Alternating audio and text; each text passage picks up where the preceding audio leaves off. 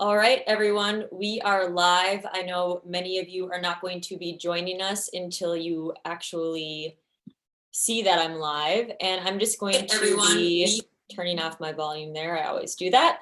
But anyways, we are here today. My name is Nicole. I'm an astrologer, card reader, and life coach. This is my channel dedicated to all of those things, plus spiritual topics in general. And that plus spiritual topics in general includes amazing spiritual people from the community, YouTube and non-YouTube.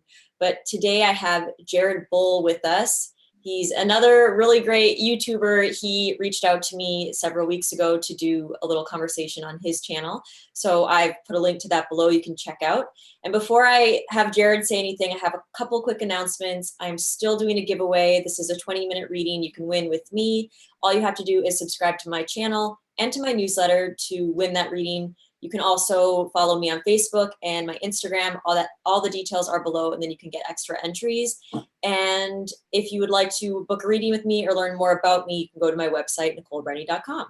So we'll leave any other announcements for later. Jared, how are you? Hey, Nicole, I'm well. Thank you. How are you? Good. Thank you so much for just going out of your way to introduce yourself to me and to get to know me, because you are really fascinating and it's been really fun getting to know you as well. Oh, thanks, Nicole. I appreciate that. Yeah, I feel the same way. I remember I was looking at your channel about 2 or 3 weeks back, and I really liked your approach because I think within this community you can get all certain different types. I know my own experiences in life kind of made me more real pragmatic, I guess, when it came to spirituality. And that became my attitude and kind of my center focus. And so I kind of felt like you had a similar approach.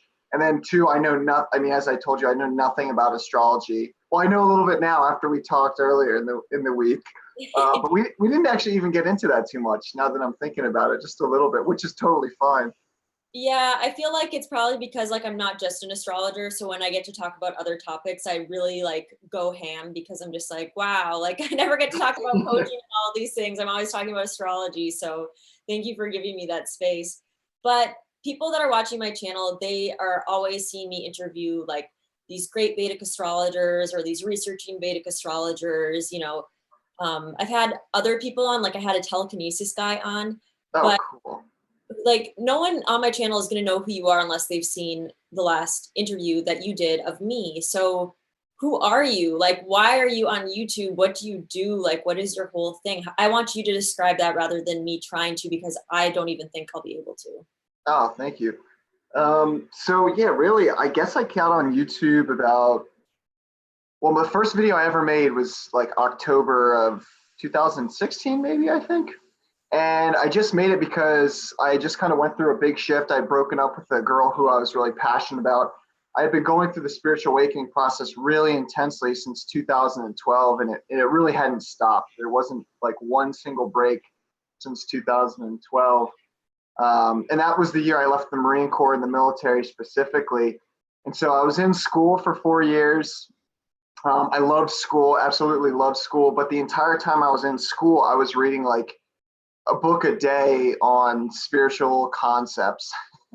Wow. And I mean, I read every book on Kundalini, probably at least 25 books on it. Wow. I've never even done that. Yeah.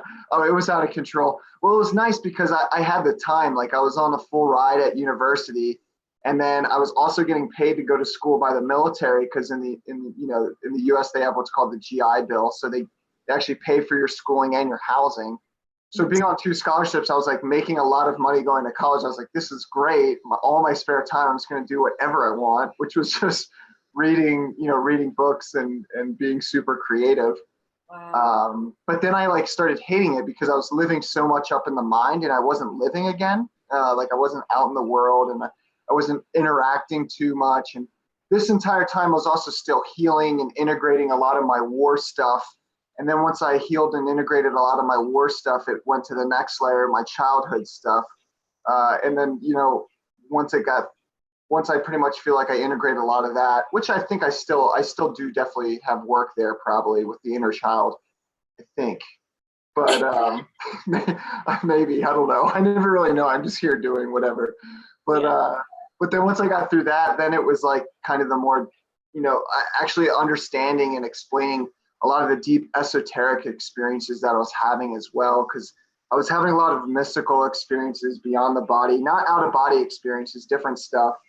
And I wanted to understand that. And then all that was coming out of flux. So I had all this information and this experience and this energy up here, but it wasn't going out into the world. And so finally, when I broke up with my girlfriend and I was like, sweet, I got the time to actually do this. That was when I made the video, my first video. And for whatever reason, that's like the biggest video on my YouTube channel. The first one I ever made. You know, it's really funny because the first video I ever made on my YouTube channel was my Kundalini Awakening story. And it was like my laptop camera. I was wearing like massive amounts of makeup and I was like really thin at the time. So I looked like this weird goth like creature.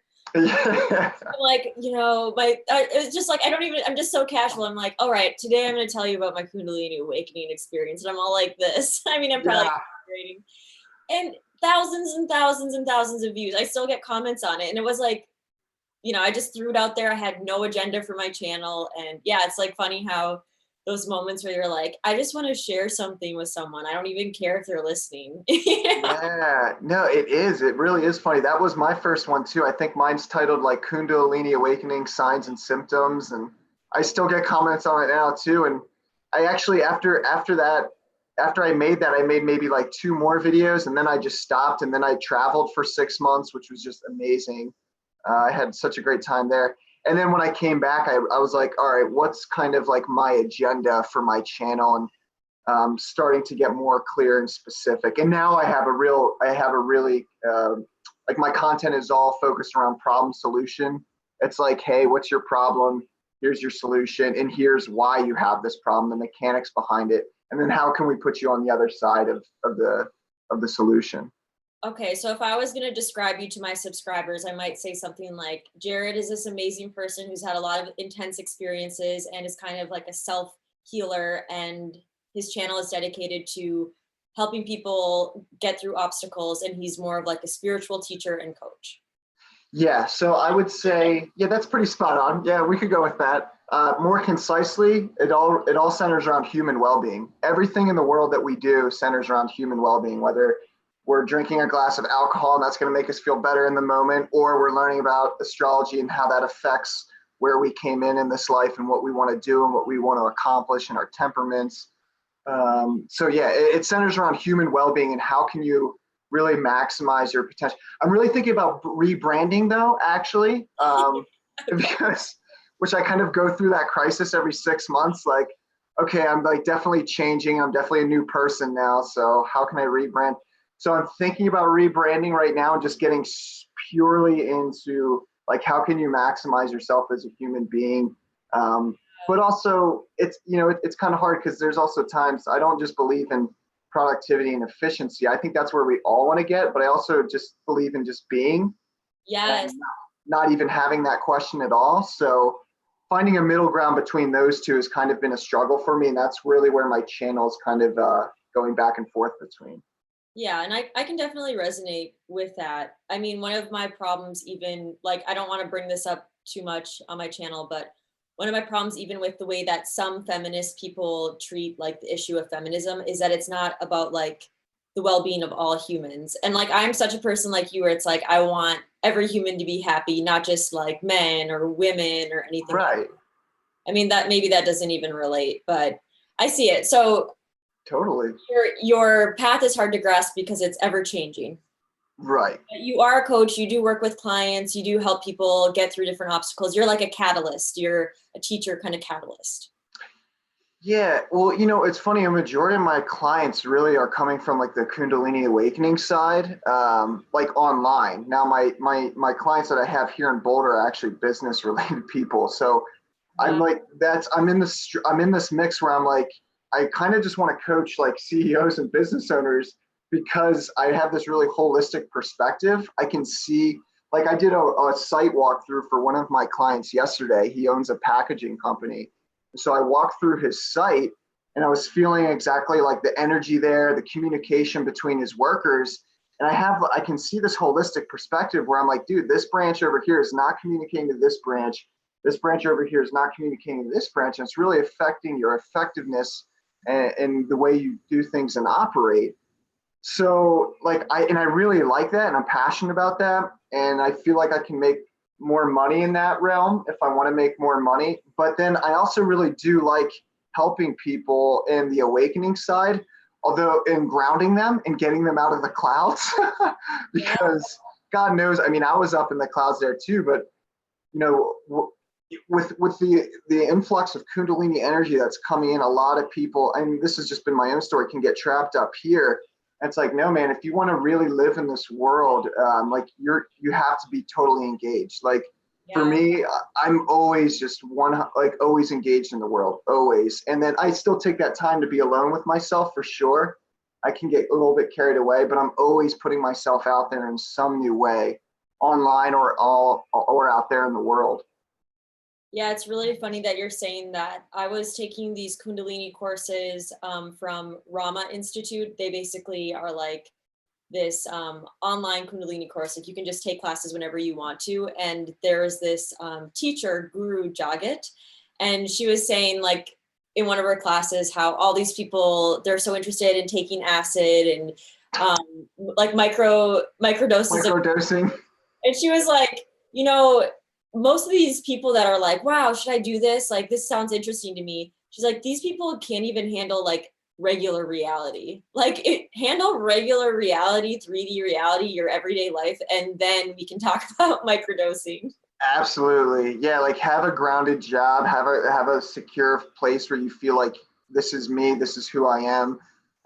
Yeah, and I think you can come at it from definitely a dangerous angle, depending on your background, what's happened for you. I mean, that was definitely my journey into it. I mean, war and all that experience brought up so many questions for me, and I was definitely not grounded at all getting into this. In one sense, I was super grounded because I was in the military, because like, but that's the thing, they ground you in not in a healthy way. They ground you from a very unhealthy position, programming through fear and anxiety. So you can become really, really efficient and amazing at like getting stuff done and like moving things and shifting things. However, it's coming from a space of fear and anxiety. And so when that's your ground, that's not really much of a ground. And I had to burst through that layer in my own awakening, and in some sense probably still have to sometimes. No, I don't think I have to actually. Let's take a break right now just to see what all the chats are saying, okay? Yeah, let's do it. So a bunch of people are saying hello, and Michael is asking, what are some goals that you would love to see come to pass this year? But wait until, let me see what else there is in here. We just have a lot of people saying hello, a lot of people that are excited that you're on. Thanks, guys. Yes, a lot of greetings from all different places. We have someone saying, love him with a bunch of hearts. All right, so hello, everyone. And okay, with the questions though, you guys can ask them, but we will answer, or Jared will answer all of your questions at the end. That way we can, you know, keep in mind all the people that are going to be watching this video later on and not annoy them. So, because sometimes that is you watching the video later on, right? And you don't want to be annoyed. So ask any questions as you have them, and then I'll go back in the chat. Sounds perfect. Okay, so let's talk about that. So do they, I mean, this is like kind of off topic in a way, but so do they actually do programming though? Like, is it just like what you think? Absolutely. Totally. Total 100% brainwashing. Absolutely. In fact, part of my Kundalini Awakening, and this is like where it gets into like real, like, and I don't even like kind of going into this realm because it gets into like real conspiracy theory stuff. But when I got out of the military, 3 years into my Kundalini Awakening, I was doing these crazy kriyas. I have this video on my YouTube channel where I'm doing these unbelievably intense kriyas. I'm like in my boxers and my entire body's just undulating.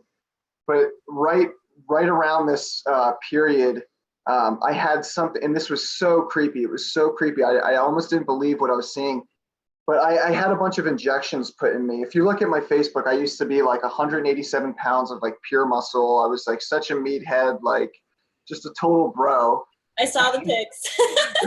Nice. I was like gonna ask you if I could use one for the thumbnail because I think people would find it really unbelievable. I was gonna like put an old picture of you, new picture of you.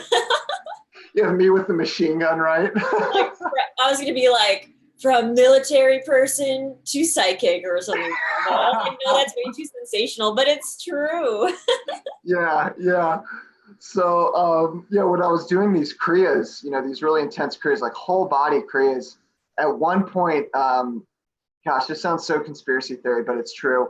I had this black thing jump out of my arm, and it was this big. It literally looked like a black inchworm, and it fell down to the floor, came out of my arm, fell down to the floor. I was looking at it, and it was the most scary. Oh, I just get chills talking about it. I was looking at it on the floor, and when I was looking at it, it was sentient. It knew that I was looking at it, and then it disintegrated and like fizzed out right in front of me. And I remember just looking at this and like pausing for 5 minutes, not knowing what to say, not knowing what I experienced, but it was the creepiest thing of my life. And then a week later, my apartment got broken into, but nothing was taken. And it was like, yeah. This is like freaky. Like, I want to cry. What? Yeah, it was absolute. Yeah, I was really terrified, actually. I didn't, the creepiest thing for me though was looking at it and knowing that it was sentient. Like it was created by human consciousness, and I was looking at this thing and it was aware that I was looking at it, and it was freaked out that I knew that it was looking at it. And then that's when it like did its thing. And I didn't, I still don't know how to like fully integrate that experience, because I searched everywhere online, and it kind of just took me down this like deep dark hole. And I'm like, dude, I got shit to do in the world now. I'm not going to go down this route. Like, this isn't going to be my life. Well, do you think that the technology that is available to like the US government is way beyond anything that they'll ever let us understand? Oh, absolutely. Absolutely. I mean, I had a high security clearance when I was in. I was paying warlords off in Afghanistan for drugs and shit. Not for drugs. I don't mean it like that, but I was paying them off, and there was like bad shit going on. Like, Oh my you know what I mean? So like that stuff goes on, like crazy shit goes on, but we don't talk about it because in the government, it's like people knew what was actually going on. I mean, it'd be chaos. And like, that's what I'm saying. There's that whole alternative news community, which I think has some really good parts about it. But then again, like, I don't really focus on any of that stuff now, because that it's just an endless machine. Like, we have regular news that's an endless machine, but we also have alternative news that is an endless machine, and you can get really trapped up in the mind. And if you really want to create a better world and really affect true change here, I don't focus on either of that stuff. I just focus on what I'm doing, how I'm showing up in the world, and how I can contribute and serve. And that's what I encourage other people to do. Like, don't get lost up in that too much. Yeah, I mean, it's so true. There was probably a period of 3 months. I'm not even exaggerating. It was like, as I was getting into astrology, or maybe even before then, where I was like obsessed with like conspiracy theories. And I was like literally studying everything I could about like monarch programming and everything. And to the point where you're like looking all around you, like, oh my gosh, like they can see what I'm doing. And you're like putting post-it notes over your video camera. And it's what I found was, through like getting so fearful about all that, like I was losing my focus. I wasn't getting done with, like, I wasn't completing the work that I wanted to get done. I wasn't being creative. I wasn't like thinking properly. I was just stressed out. And I mean, I think that I feel like programming definitely exists. These things definitely exist, but like, we already live in enough fear. Like, I used to live in Canada, and when I would come back from Canada to the United States, the first feeling I would feel was this overwhelming cloud of fear. Mm-hmm. And I was like, the US like has worked so hard to create that energy. And like, I know now that I've been back in the US for a while, that I've been living in it, and it really like destroys me. When I go to another country, I'm like, all of a sudden it's like, and I feel like the feeling of an embrace. It's so weird, but I think I've asked people and they're like, I feel the same thing. It's like, there's basically this like thought form of fear. Absolutely. I couldn't agree with you more. And that was really why I took that 6 months to India. I just lived up in the mountains with yogis, and I was like, I just want to be away from all of this internally and externally. And then once I came back, I flew into Philadelphia. And as soon as I flew into Philadelphia, that's where I'm originally from. I just remember feeling that cloud of fear again. And I remember saying to myself, dude, I can't live in this. Like, I'm about to leave here again. And a month later, I packed all my stuff in my car and drove across the country and moved to Boulder, Colorado, which the energy is so much different here. It's like so much better. Yeah, you can find little pockets of like just a better energetic frequency. But I'm also curious, speaking of conspiracy theories and conspiracy theory channels on YouTube, like when you ever come across them or like a video pops up, are they ever like really close to the truth of what you've experienced, like being a part of the military, like going out there? Or are a lot of these channels, a lot of these people that are theorizing, are they just sometimes completely like way off base where it's like not even productive for them to be like digging into certain areas? I'm just curious from someone that might know a little bit more. Like, yeah, honestly, it's hard because I never really looked at these videos, like the military one. I mean, well, no, I probably have. I don't really have much of a memory of that phase of my life anymore because I'm so like here and focused. So I actually have to think about that a little bit and think if I can see if any examples that are coming up. Do you just mean like the videos where they like go into like superhuman programming and like all this stuff? Or it's kind of like, these like videos that you watch that make you so fearful because they're like, this is what the government has planned. They're like planning these attacks in blah, blah, blah country so that they can implant you with chips, like this kind of thing, where it's like they do all these theorizing, but there's actually no proof, but they just like go off of all these like so-and-so said this, whereas, none of these people have actually been employed in the military. Like they don't have any relationship to the military. They're just from the outside looking in. And I'm just curious, like if our own, I guess I'm asking the question because sometimes I feel that our own intuition, our own sovereignty as human beings, like is enough to gain the knowledge about things that might be hidden from us. But sometimes I feel like people mistake their own fear for that inherent intuition about the world. You know what I mean? And they just feed that fear, and then they start creating these like conspiracies, which actually are conspiracies because they're either addicted to that fear wave, or they benefit from other people being addicted to that. So you know what I'm saying? Do you understand what I'm saying? I totally get it. That was actually really, really eloquently, like really in depth. So thank you. Yeah, very clear. So I think there is a mix of both. In one sense, my experience, I have met people who have suffered legitimately from these things that are actually happening, like programs and stuff like that. And that was like real eye-opening for me. At the same time, I have met people who totally thrive in that latter category that you talked about, where they thrive on that fear, they put it out there. I believe if you're fully embracing your being and that sovereign sense of you, and you really do have a good hint on your intuition, you have nothing to be worried about. Like, fully believe that. Like sometimes when I work with my clients and some of them dealing with horrible things from the past, and they feel this cloud come over them, like right then and there, like sometimes I'll have to go deep in with them and go into those layers, but other times I'll just be like, no, this is something that's coming out from the outside into you, and you can just tell it to fuck off. Like exercise your divine right, your sovereign right, and tell it to fuck off. And like when they do that, they all of a sudden they get empowered and they get in this space where they're like, oh my gosh, I never knew I could do this. Like, I just thought I had to go down this mind track, or I thought I had to go down this whole alley. Like, I didn't know I could just exercise that. Like, people don't realize our spoken word is incredibly powerful. Even if you have trauma, I've had so much trauma, and I've integrated so much of it. But like, I didn't realize part of that integration piece also too is it can leave behind these tracks where you're still living in fear, still thinking something bad is going to happen to you around every corner. If you just exercise your right, like to that mindset specifically, and separate it from it and just tell it to fuck off, like that's unbelievable. Like seriously, that goes such a far way. And like when people will light up, and they didn't realize that they could just speak to that part of themselves as something separate, because before it's like just linked in their head. And then when you just utter that, it really does separate it, and a whole new light comes in. So yeah, it's definitely a mix for sure. And if any of us younger generation have learned anything from like the scary movies of our past, you can just tell a ghost, go away, or whatever they say, you know what I mean? You're just like, Yeah. no longer bother me. That's always like the end scene of like the scary ghost movie. Yeah. Leave me alone. And then like the ghost like dissolves.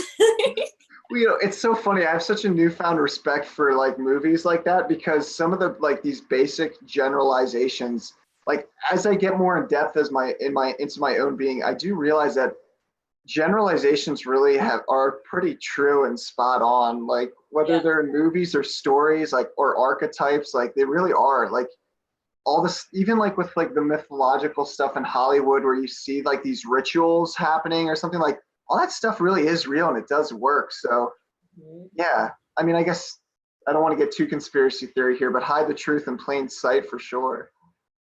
No, you know, the longer that I've been on this path and the more amazing people that I've met and been able to work with, like 100% the truth is hidden in plain sight. And that's why I always talk about omens. I guess like I'm obsessed with omens. But really like all you have to do in order to be, you know, have some super sensory knowledge of the world is just to be aware, you know, Yeah.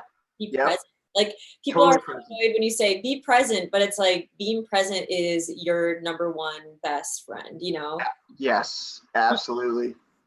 Totally. And I think that's why it's not important to get caught in that mind stuff too much that we were talking about for sure, because it takes you out. Yeah, I've had like a million questions to ask you and now I keep forgetting them, but there's just so much that I wonder about with like, well, my first question is how does a soul like you? Because obviously your soul was always meant to kind of go on a path of like evolution, spiritual development. How did you even like become a part of the military? Like how did they even persuade you? Was that programming? Was that mind control? Or was it like you were a certain type of person and through that experience you transformed? Yeah, so it was definitely a certain type of person, and through that experience, I transformed. I got in the military when I was 17 years old, and a lot of that came from my repressed anger from childhood. I mean, I grew up in a big family, but four boys and two girls. And I guess I was like this, I was always this really sensitive, empathic type. However, I really shut that down, I think, growing up, because growing up in high school, I kind of was like a late bloomer, so I got picked on a lot. And then it was funny, once I got to like my junior year, I like really matured quickly and like came into my own. And then like I was really popular and like the girls started liking me, but I didn't know that. Like I didn't have that switch. So for whatever reason, I just didn't notice that. And I had all this repressed anger from like the hurt that I received from childhood and through getting picked on through middle school and for the first part of high school. So like I basically joined the military at 17 and was like, I was just so internally angry and frustrated. But that manifested as like this motivation to go like crush it in the outside world. Like I was like, yeah, I'm going to go into the military. I'm going to be the best. I'm going to be a great leader. But also the other side of that story is 9/11. When that happened, that really hurt me on a deep empathic level. I mean, I remember watching that and just really crying and really just hurting over that experience. I made a promise to myself at that young age that said, whoever did that, I'm going to find them. I was six. I was six. I mean, I was in sixth grade, but I was like, whoever did that, I am going to find them and like get justice. So that was part of the heartbreak for me. Was I was very patriotic and very justice oriented, which the military thrives on. They're looking for those individuals who have that nationalistic and patriotic mindset and who have that value system, but then who have a lot of repressed anger.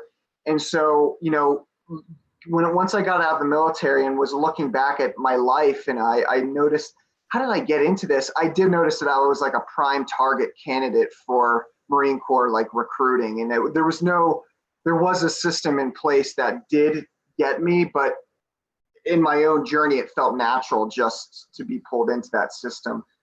So yeah, it was really this willingness to serve others, to to exercise justice, and to like defend my country. But you know, once I got into the military and I was about a month into my first deployment, all the questions came up. You know, I felt like a star. Have you seen Star Wars, Nicole? Yeah, of course. You asked me that before, and I honestly have seen Star Wars a million times. My favorite. Okay, yeah, I love Star Wars. Like it's like one of my favorites. Like the archetypes used in it and the myth, it's just amazing. Mhm. So yeah, I really did feel like a stormtrooper. Like my first month over there was, well, my whole deployment over there was crazy. But my first month over there, I mean, I saw like, you know, people are dying. I accidentally killed a child, which like took years to get over. So it was like really it was really intense. So in my first month, with that, all the questions started really coming up, and I was like, okay, this is not right. I'm not the good guy here. I mean, I can't even believe that you just said that, because that, just to even like be the type of person then that can admit that out loud, people, they just pretend like nothing happened. That's insane that you have the courage to be able to like talk about it, because like you know, someone has to go to war. If not, Right. you do. Yeah, well, that's the thing. I mean, I probably couldn't talk about that for the first year or two when I got out, and then it just started coming out naturally because I was, you know, drinking and doing all these horrible other things to really repress that. But you know, it was funny. The last energy of the guilt and the hurt associated with that left probably about a year and almost 2 years ago. Yeah, like the summer of 2016 was when the guilt of that experience, that specific experience, finally left. But those things are important to talk about, because if people talked about these narratives, you know, there's this bullshit narrative of like the struggling soldier when he's coming home, and it's like, no, man, let it all out. Tell society, tell your story, talk to your family. Like, how many times I've been in front of my family, like crying full out, describing the things that I went to. People need to hear about this. People need to know about this, because that's the thing that's actually going to stop us from going to war unconsciously and, you know, racketeering and making money. If soldiers come home and they're honest with their feelings and they're honest with the general public's going to question and going to be like, wait a second, like, we don't need to do, because Vietnam, that whole era, we did do that, but we did it wrongly. We separated the soldier from the experience and what was in the politics. Like, you said, okay, you're bad for going to war, but you know, I've worked with so many Vietnam vets. My heart just breaks for those guys, because they didn't have a chance from the start. I mean, they came back from war, they were drafted, and they had their own country telling them that you're horrible, you're baby killers, and all this stuff. And it's like, no, when you come home from war, this is why I love the ancient world. The ancient world knew how to treat this shit when you came home. In the ancient world, when you got home from war, they looked at it as a service to the country, and like a very sad but true service. Like, yes, like you do have to go to war. You do have to defend the border, or yes, you do have to acquire resources so we can thrive, which colonization, like, I don't agree with that. But long story short, when you got back from war, the first thing that they would do was they would take you to a temple. This was in the Greek culture. They would take you to a temple, and you would have sex with woman priestesses who knew how to get the war out of your body, all that trauma, so you could reintegrate back into society. Because if you didn't do that, then you would beat your family, because all this aggression and all this insanity would just go out and spill into society. So back then, women were trained to take the war into their body through the sexual act. They would merge at the pranamaya kosha, or energetic level, and then they would drop that energy. And the man would be able to go back to his family without any of the long-term ill effects of war. I mean, there's just so much to talk about. You could write an entire book. You know? Yeah. But that was one of my other questions that I thought of earlier, is that my intuition is that the government, or the people that are, you know, in control of putting people into the military and sending them out, are they working on you on the sexual and creative energetic level, the Kundalini level? Because that's what it sounds like when you're talking about all this stuff. It seems like in order to get you into that state to do these things, that they need to have some kind of a level of control over your Kundalini force, which to me is sexual creative energy. And then when you said that story, I'm like, okay, that's exactly what it is. Yes, absolutely. It's totally at the psycho-spiritual level. Absolutely. I'm still getting back my power still from that experience, because it was so ingrained. I had this one experience called pratyahara. Have you heard of this in the yoga tradition? No, I haven't yet. Pratyahara is when your awareness turns inward on itself. So right now, our awareness is like our body's happening within our awareness, and our mind and our emotions and thoughts, physical sensations. That when you can turn your awareness inward instead of outward on the external world, and you can view your body basically like as a memory chip or experience it. So your body records everything in it. Every single memory from your ancestors to the ones that you have is recorded in the body. And that's a program that plays out through the thoughts and the emotions, which is your subsequent actions in the world, which is basically your karma. And the pratyahara experience, you turn your awareness inward and you can experience your body like basically as a television of all the recordings of history and of like your own present life. And so I still have certain like a pain in my body under my left shoulder. And I had this pratyahara experience once happen just randomly to me. I can't consciously do this. But when it happened, my awareness turned inward on itself and I was experiencing this left shoulder pain in my body as my military conditioning. I saw my 18-year-old self being conditioned by the military. I saw like, you know, I felt the emotions associated with that conditioning. I saw the thought streams that were created from that conditioning and how it's still playing out in my life. And so that ache and sore that I still have to this day, my Kundalini is still kind of working out and working through. And so, yes, absolutely. Psycho-spiritual level, totally. Kundalini energy is also healing energy too. So, you know, through Kundalini practice, you can really heal yourself of some physical ailments, depending on the level you're at and what you're trying to achieve. But that's so wild. And the thing is that, like, you know, some people think like that there's just some men sitting behind computers, like, you know, making stuff happen. But I feel like really how this is all playing out is much more subtle, much more unconscious, much more like on a soul level. And like, even, you know, my favorite example when people are like, how can thoughts or how can even words manipulate energy and change a situation, is when you look at I think it's Miyamoto, but I'm probably wrong about that, but it's the spring water studies.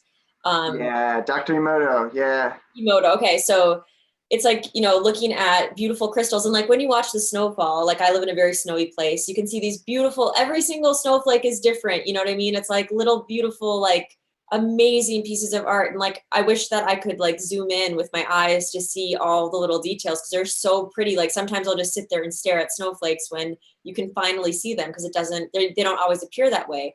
But as soon as you put water through a bunch of like filtration and fluoride and everything, it does not look beautiful anymore. It looks disgusting and tragic and scary. So you're either drinking, which I am drinking spring water, so I'm drinking these beautiful crystals, or you're drinking trash, you know what I mean?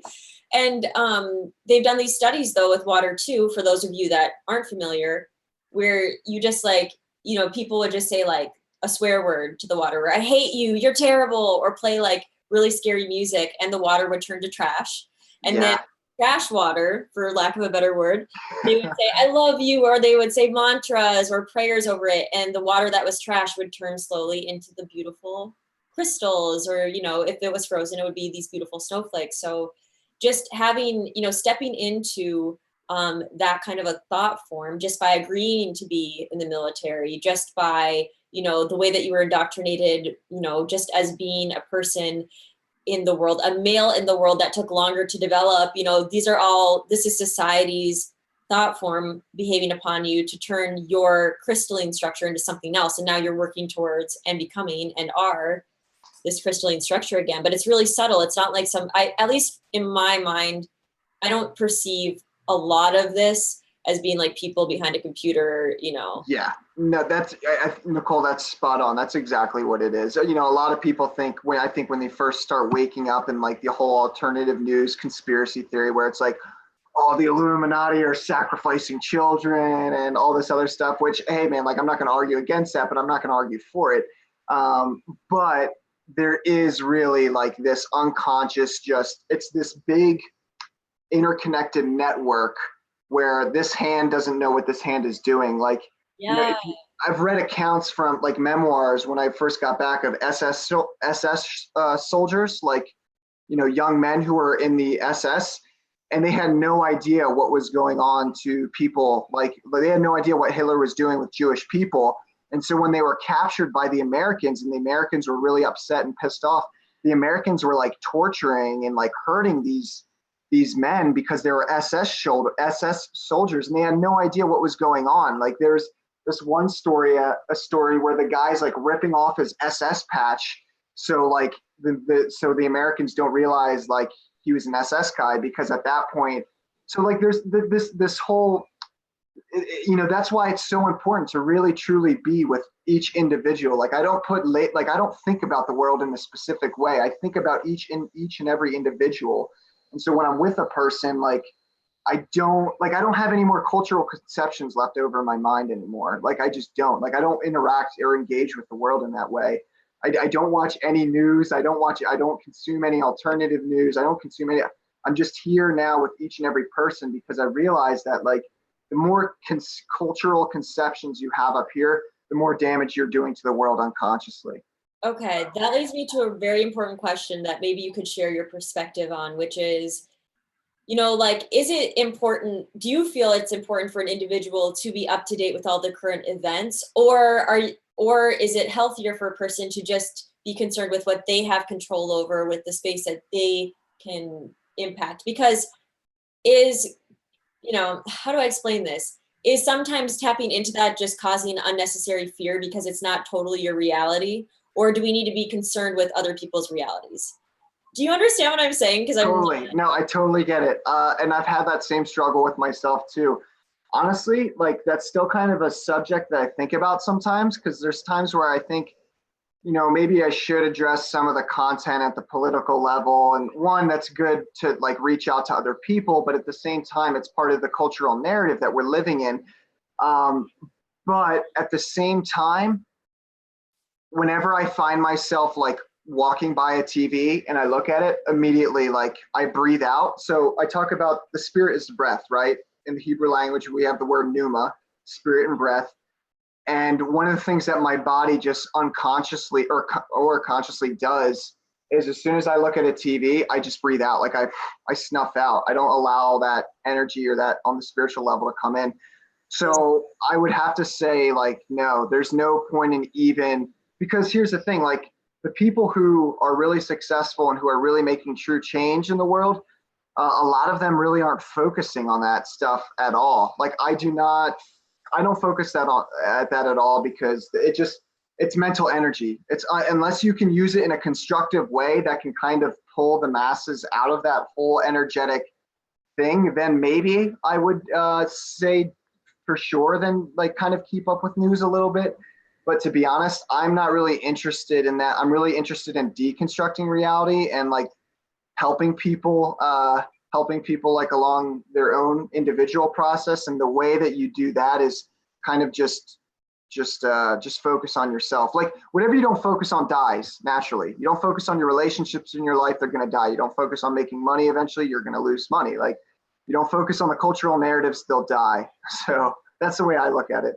Exactly. Like, I mean, this is why I was saying like, you're like a new soul brother, like, because when people talk about like, what is reality? I'm like, the only consensus reality is literally just you choosing to focus on something that a bunch of other people have chosen to focus on. If we all quit focusing on it, that wouldn't be consensus reality. Like that is literally how simple it is. Because think about like, you telling yourself you're in a relationship, I'm in a relationship with, so-and-so, like we're in a relationship, and the other person has no idea. And it's not a shared reality. There's no relationship. You're just insane. There's that aspect of it. And the other thing I wanted to say was that I really do align with what you're saying. And I think part of my journey and path is not to try to change, like, I'm trying to think of how to explain that, not change feminism, but change like gender roles and change this and that, like change these bigger structures. To me, I'm like, I want to work on the individuals, because that is what you have control over. You do not have control over changing the world. You have control over changing yourself. And the more that you work on yourself, the more that the world changes, because we are the world. You know what I mean? So like, do something that you actually have control over, like picketing. Like I'm the type of person that doesn't really believe in like, picketing or strikes or anything. That. I don't know. I can't think today. Striking? Yeah, going on strikes or these kinds of things, because it's like, you're not you're just getting frustrated. You're not stepping into your power. Like, change yourself, change what you have control over. And as you change, like, I know this for a fact, I have been doing this kind of work. You know, I was really interested in veganism and all these things way before my family was. I grew up in a very small town, and I was always trying to like force them to change and force them to change. And eventually they got really into spirituality and changed their eating habits from eating like terrible food to eating healthier and taking care of themselves. And it was on their own terms. But then like 10, 15 years later, they're like, or I guess 10, probably not 15, I'm not that old. Like 10 years later, they're like, thank you for showing us the path. Like, we weren't ready for it then. But I like received text messages like all of a sudden after a certain period of time, like, thank you so much for showing us the way. Thank you for showing me the way. But it wasn't through forcing, it was just through me being an example. Yes. So I feel like that's what people have control over. And I do think like, you know, if you have control over yourself and you're powerful and you can step into your power, then you can become a leader and then you can impact more change. You know, you can, do you know, see what I'm saying? Nicole, yeah, you're speaking my language here. No, that's totally it. The more you focus on that consensus and that conditioned reality, the more you're going to feel victimized. The more it comes down to like, this is what I tell the people that I work with. I'm like, look, you're going to become whatever you consume. Like the yogic tradition really lays it out nicely. They have the physical body, the manamaya kosha, the different koshas or doshas. And it's like, whatever you consume emotionally, you become. Whatever you consume mentally, you become. If I want to focus on affecting true change in my own life, I'm not going to focus on forces outside of my control. I'm going to focus on what can I do here in this moment, in the now. And as you were saying with this whole consensus reality, like there is like no reality outside of your subjective reality. Like that, like, I mean, there is in once, gosh, I just opened up a can of worms there, but there is, but if you want to be most effective at that cultural mass level, however you choose to perceive it, or however you've consumed it, like that's not real. Like when people talk about they, like I hear this word like they, like they, there's no they, there's just you. There's just you and there's the other person that you're with. That's all there ever is and that's all there ever will be. So work at that level, and the more you focus and work on at that level, the more you will become a force in this world to be reckoned with. Yes.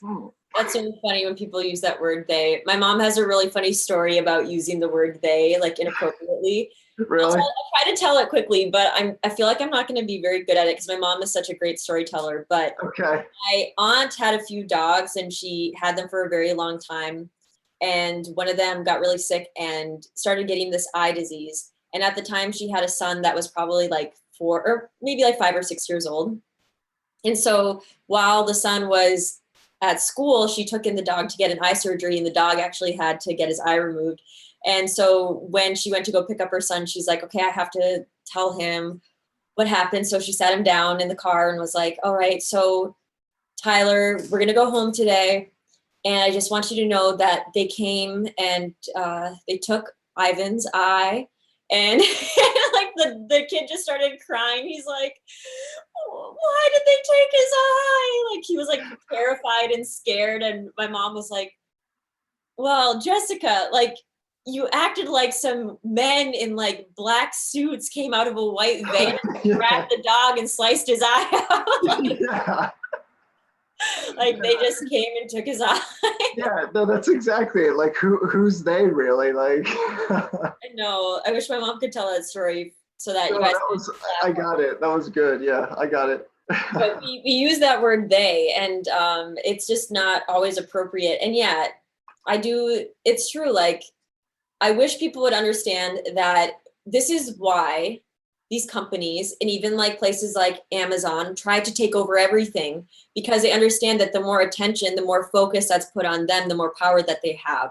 So if we all stopped using Amazon, they literally wouldn't exist. It's our fault. And we can take steps. Like Amazon is pretty soon going to try to take over everything. I actually did just see, speaking of news, I did see a newspaper the other day where I walked by it and I looked at it and it said Amazon was trying to buy out something. I can't remember it. And I was like, Yeah, and it's creepy. And that's why, like, there are, you know, a lot of YouTube channels I see pop up there, like, you know, YouTube just deleted a bunch of my videos because I was like promoting an alternative agenda. And so, Oh yeah. you know, there will be blocks to people that are really trying to share a specific kind of truth that is actually the truth. Just because then people can't focus their attention there. They'll focus their attention on whatever is available. And so that's why people spend so much money on advertising, because it pulls your focus. Yes. So it's scary. And, you know, I really, truly wish, and I'm going to, as I build my, you know, career and our community here, you know, I want to do a lot more things off the internet, a lot more things in person, you know, because I just think that the internet can be so filtered and there could be so many things thrown in front of the truth, you know? Absolutely. And one of the things that I encourage other people to do is, like, you don't even necessarily, so like that's the thing, in some way addressing those issues gives those things more power. And so I think it's important to find a balance between that. But I always, you know, I always tell people, at least because this is what I do for myself and this is what's worked, just come back to yourself, go deep within. Like, if you can spend 30 minutes like worrying about this thing out here and, okay, how do I got to address this? And, you know, or you can spend 30 minutes like going deeper into yourself. And the more you go deeper into yourself, the more you will pull other people into your world. So naturally you will take power away from those bigger structures the more you empower yourself, which we kind of already talked about. And then the other second thing is to be aware of archetypes and mythologies and how they're still being used. You can go into business journals. Like, I'm talking about like real business journals. Like I've done projects, like I did one project on this, I remember in school, where and I've actually used some of the methods myself. But one of the reasons why, you know, like Starbucks, like the mermaid, like that archetype there, like that's a real archetype that actually plays out. Major companies like Victoria's Secret, Starbucks, all these major brands are tapping into collective archetypes that are playing out, and they use those symbols, and those symbols like activate something within the collective unconsciousness that plays out through the individual. And like, that's not conspiracy theory. Like, there's actually business journals studies where major brands will have a symbol and then they'll use it for their brand, and then they will get feedback and seeing on whether that brand is like that symbol is activating a certain behavioral pattern within the consumer. And then if it activates that behavioral pattern within the consumer, then they say, okay, like we'll use that. That's why I chose like the Mystic Eye for my own channel, because it's like, it's the all-seeing eye, like dispelling truth. And like, I was like, okay, cool, I'm going to use that symbol. Although I'm thinking about rebranding, because I don't know if I can take that into the world that I want to go into next. We'll see what happens. But yeah, I mean, I completely agree with you. And I've definitely like thought about those symbols as well. And my symbol for my company is it's a Vedic astrology chart, but if you look really closely, there's the 2 Kundalini snakes. yeah, And staff. So my whole thing is like, I'm not trying to do astrology just to be an astrologer and have fun and throw some predictions around. I'm all about deep healing and deep transformation and spiritual truth. So I try to put that in my own little thing too. Nice. Put that out there, because I actually have never explained that on my channel, and I'm like, okay, I got to get that in there. Yeah.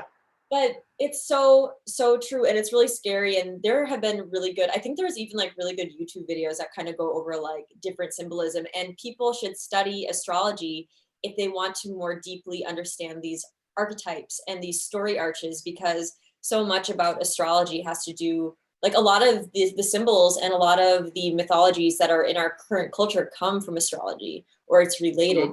So like, my boyfriend at one point made a list of all the different car names, and he was like, yeah, so you have like your traveling names, you have your astrology names, like Ford Taurus, like he like divided them into different groups. And there has to be something there too, like why are certain cars called after or named after astrology signs? Like, that's just weird, you know? Yeah. Oh, absolutely. Polaris, Sirius, like all of them. Yeah. And then you have like the Explorer. I think you have like the Voyager. I don't really know. Yeah, cars. Yeah, no, absolutely. They're tapping into like that whole cultural or that whole mythological archetype story, culture, whatever you want to call it. Absolutely. Yeah, so that's super, super weird. All right, well, I have a bunch more questions for you, but just to be aware of time, I'm going to go through everyone that's watching. Hello, this is Jared Bull of the Mystic Eye, and we are just having a conversation about really intense stuff. I don't think I've had this intense of a conversation on my channel in quite a while, if ever. And you guys are welcome to ask any questions that you want to Jared. If I can answer them, if he can't, I will do that. But let's go back and see what the questions are. All right. Cool. So the first one that we didn't answer yet was, what are your, what do you wish to accomplish in this next year? Oh, wish to accomplish. All right, I'll get real specific. I'm setting up a yoga site right now at a nice hotel in Boulder. So I'm setting up like a meditation space and a yoga space there. I want to have 2 or 3 sites by the end of the year where I have that, so I can be on contract and like make money that way. So I can really focus on like what I really want to do, increasing my group work. But my ultimate goal, which I'll do before I die, is to create a space that combines technology with ancient wisdom, and that allows you to access deeper states, to become more self-aware quicker without having to put in like this long, crazy effort where you have to meditate in the face of a guru for like 5 or 10 years. I really have a passion for technology and using that as a means to enrich our lives and go deeper instead of allowing it to control you. So if you unconsciously scroll down your Instagram feed or your Facebook feed, like that's technology hacking you. I want to use it the other way around. I want us to hack technology to take us deeper within our own being. So planning on making a space like with meditation tables, oxygen therapy tanks, flotation therapy tanks, all these different technologies that can allow us to go deeper within ourselves, so we can hack technology to hack our consciousness. So I have to set that site up here in Boulder, but that's more of like a lifetime project that probably won't come into play for thinking another 7 or 8 years. Do you like how in both of our interviews of each other that we talked about like our greatest dream in life? Yeah. Like totally different. Actually, no, I have similar dreams to you in that regard, but I just think it's funny how we're like, okay, this is my lifelong dream. Let me tell you guys. Yeah. Because hopefully, I have a lot of people that watch my channel. Maybe there are some people out there that can assist you in fulfilling this goal more quickly. So if you are one of those people, do not hesitate to go to Jared's website and reach out to him. Oh, thanks. Yeah, and thanks for asking that question, guys. That means a lot to me. That's a very nice question. It is. And Raja Sakar asks, what is sacred intimacy? Sacred intimacy. Oh, yeah, there we go. Let's open that up. So sacred intimacy to me is to be fully present and with a person on all levels, not there as your personality, not there as with an agenda, just being fully open with another individual. And when you're actually that way, if you're fully present, like none of your shit is coming to the surface, you'd be totally honest. There's no personality, there's no role playing whatsoever. And you can just be with another person and they can be that way with you. You will see that entire person's structure. Sometimes I do this work where I ask people in the sessions to just drop all the pretenses, what they think of me, my conception, their conception of me, my conception of them. And when you just totally be 100% present with a person, you'll start having perceptual changes. You can see all their soul faces. You'll see all your perception will change. So you'll see their face will start changing, but their face isn't changing. Your perception of them is, and you'll be able to see all these different characters and these that they've played out. That's so true. That's actually, I've experienced that. So he's not just really? making it up because it sounds good, you guys. This actually does happen. Yeah. And it's then if wild too. You're like, when it first happens, you're like I just saw like an old lady's face and this guy's face. Yeah, exactly. Yeah, it's so trippy. It's great. But that's how you know you're doing good deep work too, because that soul is expressing itself and coming out. But then if you do that with a higher energy person, someone who's like at a higher energetic level, you can travel with them. Your energies will pull up here to the third eye.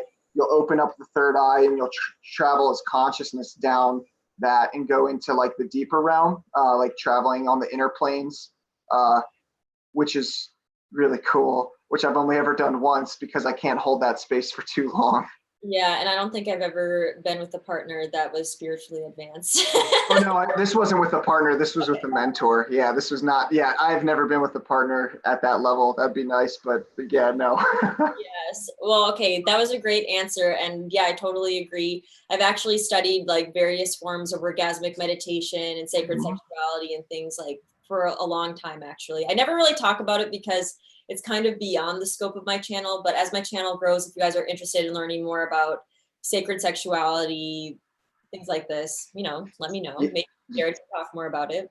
Yeah, and we kind of already talked a little bit about that with the whole war thing too. Like that'd be a part of sacred sexuality, taking the women taking the war into their bodies and then releasing it. And that's just one aspect of it for sure. Yeah. I mean, I think that it's really sad that in the Western world, especially, that sex and the sexual energy is pretty much just like it's depicted as just being pornography and Yeah. lust, which it's like there's so much more there. And yeah, I have a lot of work to do with that on my channel in the future, but not yet. And let's see.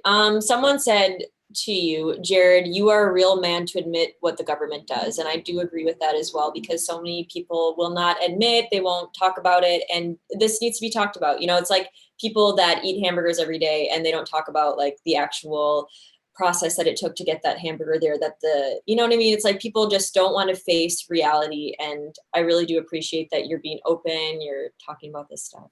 Oh, thanks, Nicole, and thanks to your subscriber as well, and who commented. That's really important, I think. Yeah, to kind of dispel those illusions. Our world is created around us, and we forget that everything that's created around us, it's like this whole process, like that took years, And so I think the more you can dispel how those things came into being, like the more aware and the more real you can be with life, for sure.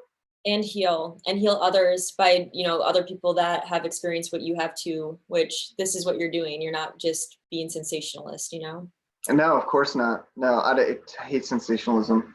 Me too. So my dear friend here, someone that I met through my channel, Shalesh, says, can you focus on evolvement of higher consciousness, freedom from the known of the conditioned world? And I think we're not going to have time to go through that so much, but can you just say one thing that can help people to unplug, or that you found to work to help people to unplug from just like this crazy programming, advertisements everywhere, being controlled by the environment? What can people do? One little thing that really helps. Yeah, focus on your divine self and like meditation. Like that's the best thing you can do. My meditations, I just ask for my divine, authentic, fully embodied self, and I focus on that. I visualize on that, or I visualize in the person that I need to become, or the person that I need to create, because we're always a creation. It's just whether we're doing it consciously or unconsciously.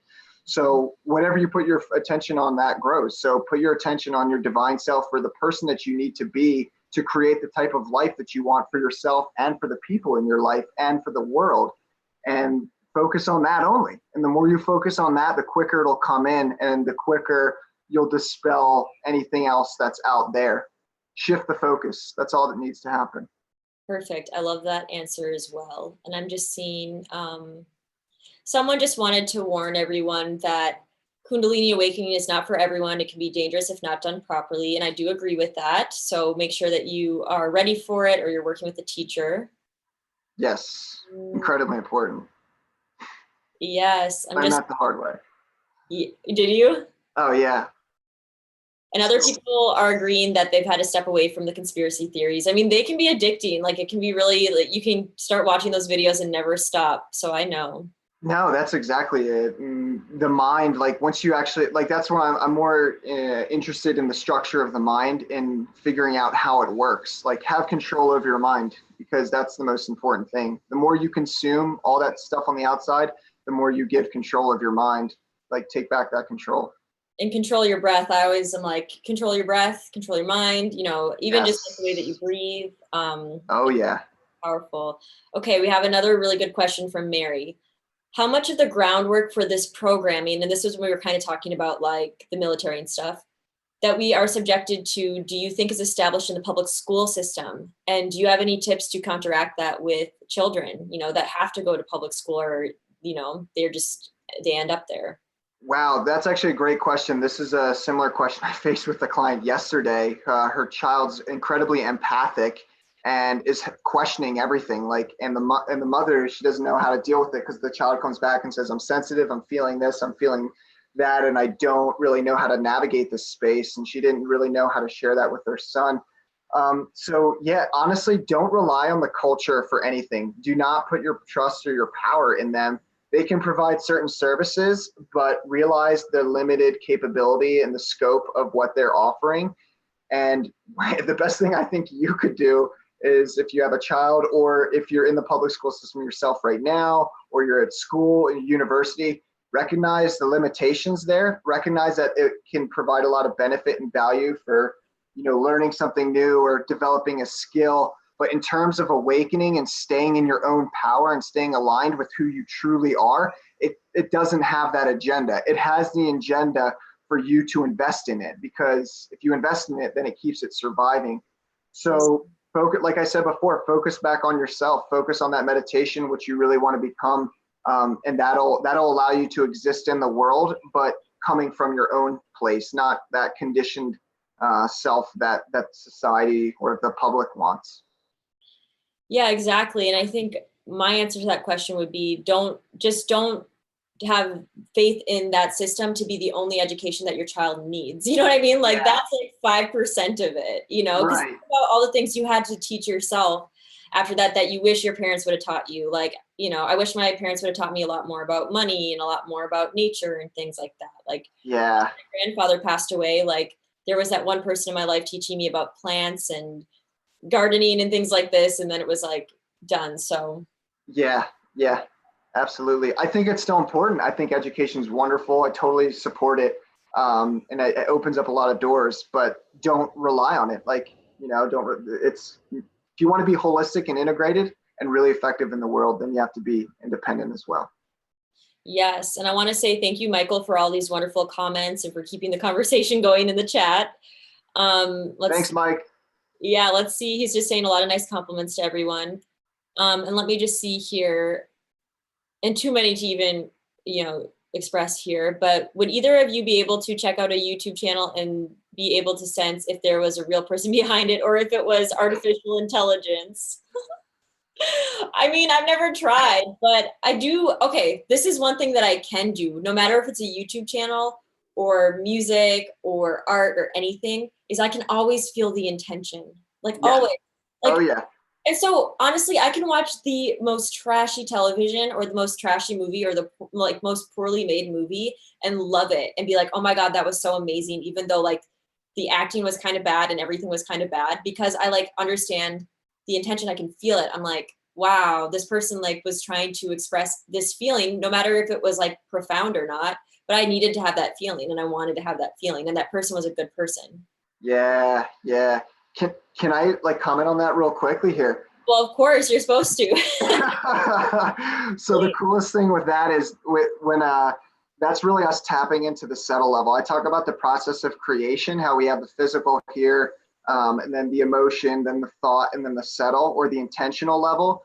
And so if you're really tapping into that intentional level or that subtle level, that's what that is. That's the process of it. So you have the physical manifestation or the movie, then you have the emotions that movie's evoking within you, then you have the thoughts that went to create that emotion, and beyond all that, you have that really subtle energy or the intention. So it's really cool. I love when people share with me, they're like, oh yeah, I know the intention behind it right away. It's like, yeah, you're really tapped in if you can get the intention right off the bat.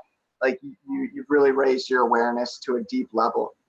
Yeah, when I made music, my biggest fans would be like, I know exactly the artist that you drew upon in this song. And it wouldn't even be obvious. They're like, you obviously were, drawing from this, and this person, and this is what you meant to express. And it wasn't in the lyrics. It wasn't in like the rhythmic pattern or anything. It was just amazing. And so I think there are so many YouTube channels. There are so many great YouTube channels, obviously, like you're a YouTuber.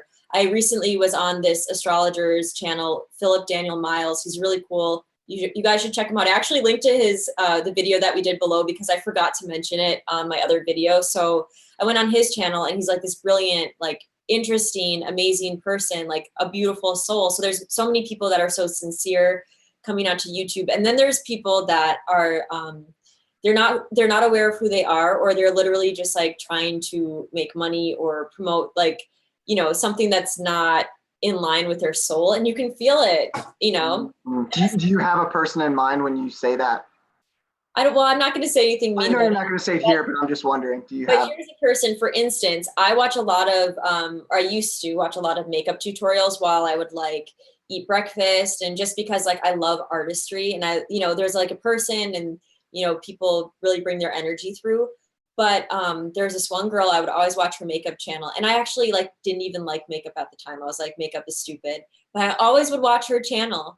And the reason why was because I just liked her. Like there was this sincerity, there was this beauty to her. And then slowly over time, she went from making that kind of a video to doing missing persons cases. And that's something I'm way more interested in. So all of a sudden, even though she was like this makeup YouTuber, she started making all of these like videos that I was actually interested in, and making astrology videos. And then we ended up collaborating together. Wow. Which is probably my most seen video of all time, because I went onto her channel, and I think the video has like 400,000 views or something. Oh, so, cool. Huge YouTuber, but I was connected with her energy. So that's like a perfect example. Yeah. Like, I don't even care about the content that you're putting out. I just like you. I like your energy. And then as this person reveals more of themselves, you're like, oh, this is why.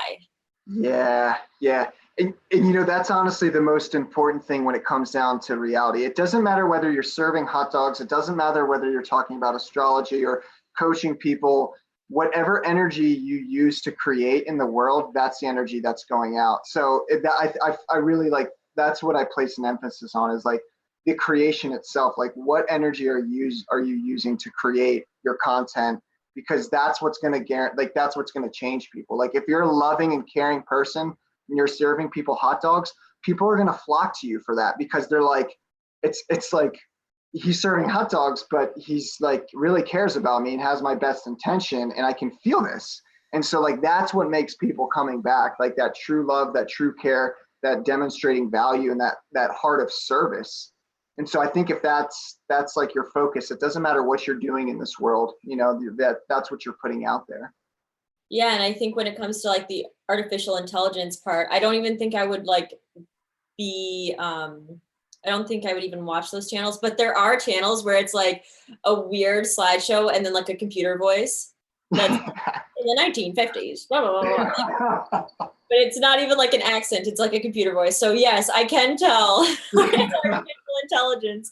But no, I'm really attracted to people's energy. And so therefore I have really like a broad scope of things I'm interested in. Like maybe from the outside there's like a theme, but I don't see the theme. I'm like interested in weird styles of art that don't relate, but the intention is there. Like yeah, I seek out a certain kind of vibration or emotional.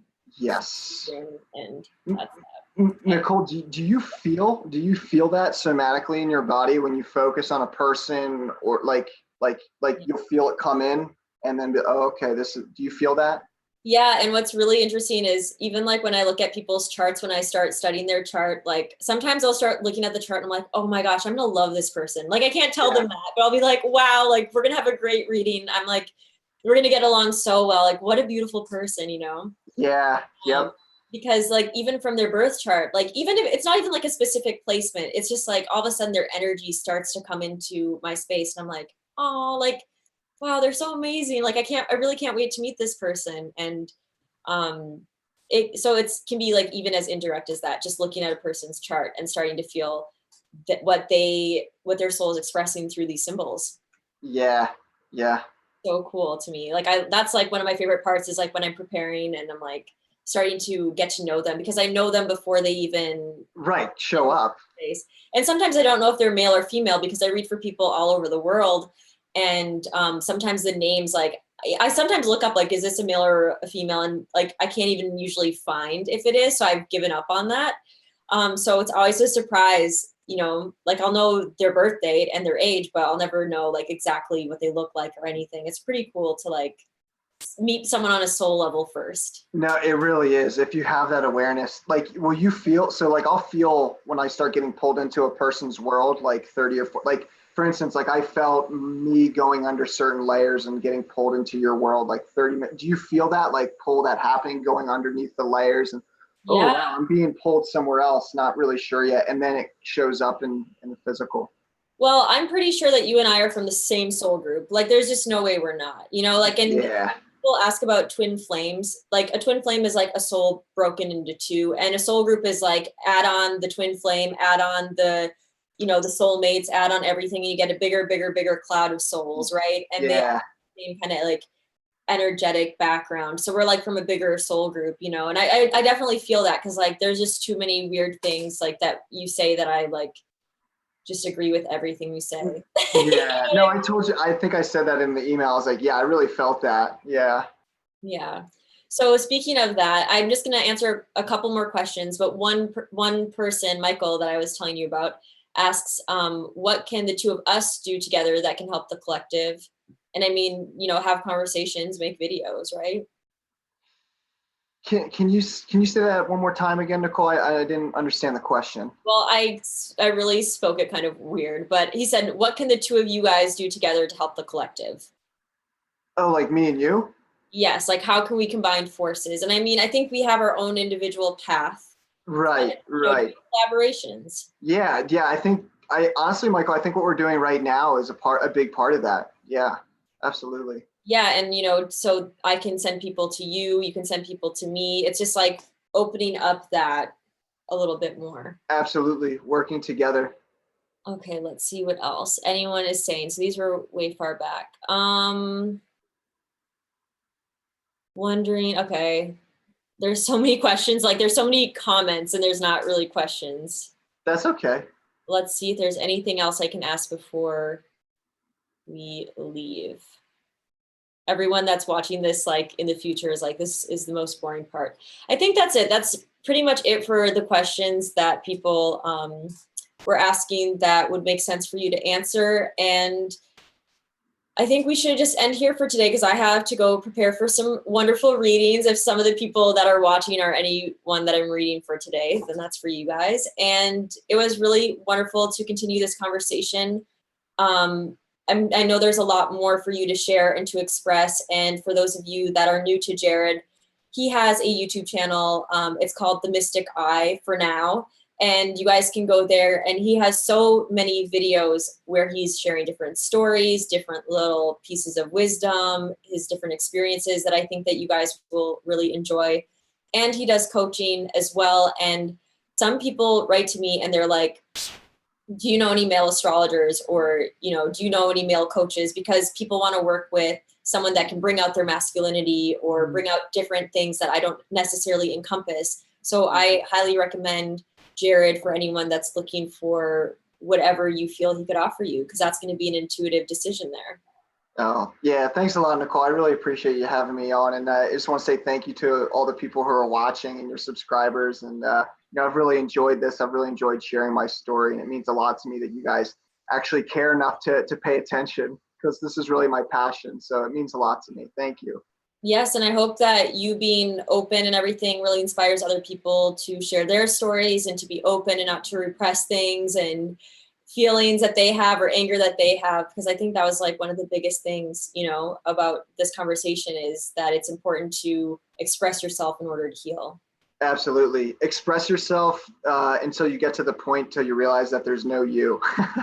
Yes. And you realize that you and the world are the same. Absolutely. All right, so I will leave all of Jared's information below. It was so nice to connect with all of you guys. Thank you so much for joining us. Hello, Amber. We're just ending for the day, but thank you for joining us. And I will see you guys in the next video. Bye, Jared. See ya. Thanks, guys. All right, and I'm just going to stop